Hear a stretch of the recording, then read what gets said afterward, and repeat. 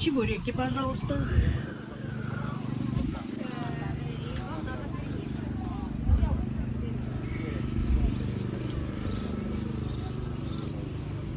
У меня родители соус возят салат, это делают.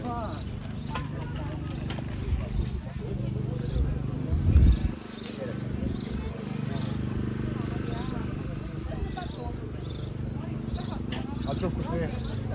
Они все вкусные. Ну не чтобы не такого вот мяса будет.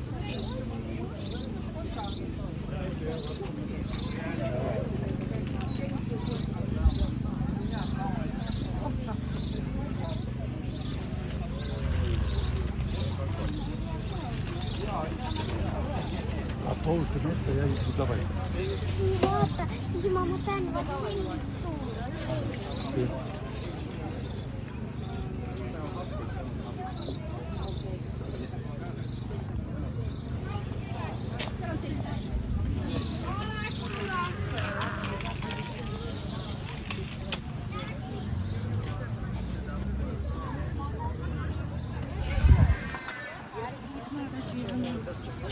Да я прям пробую.